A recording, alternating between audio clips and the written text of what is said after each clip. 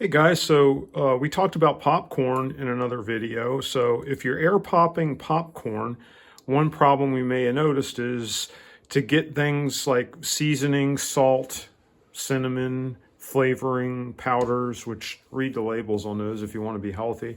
But anyhow, you want to get things to stick to your air pop popcorn. Well, having a spray butter, a spray oil is helpful. You know, I believe in another video I covered some coconut oil.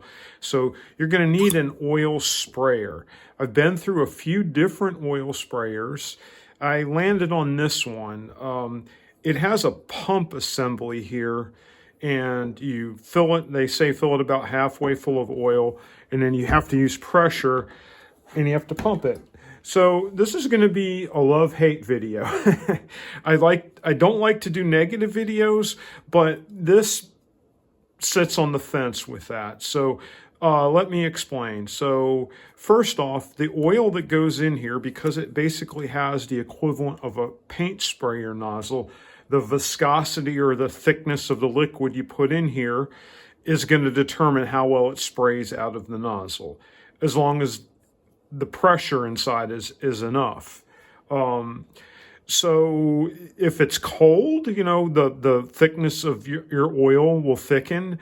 I have found that a straight up olive oil doesn't spray all that great out of here. What happens is you get just a long stream of oil.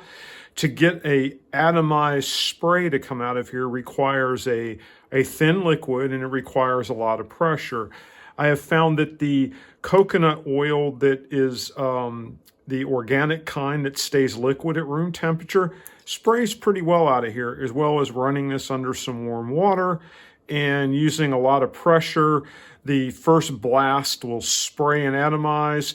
It still kind of spits out, but out of all the sprayers I've had, this seems to still work the best. So I just use a lot of pressure. I use a thin oil. The other downfall is this pump mechanism snaps into the lid here. This is broken off just from the force of pumping over time. It eventually cracked, it came out. I like this device enough that I got some JB Weld epoxy, and I epoxied this back in here myself because I like the sprayer that much. So was it worth it to me? Is it worth it to you?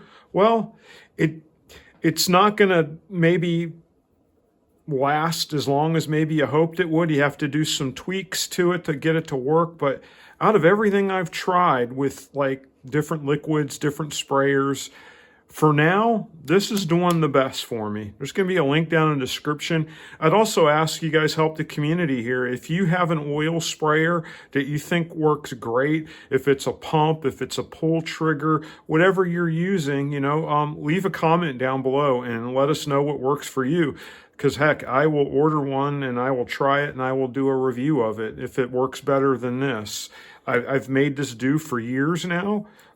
Had to do the repairs, but it was worth the repairs. So I do like this product. Otherwise, I'd have to keep buying different models and trying to see which one works. So for now, this works for me. So just wanted to share that with you guys. Check it out. Again, link down below. Thanks for watching.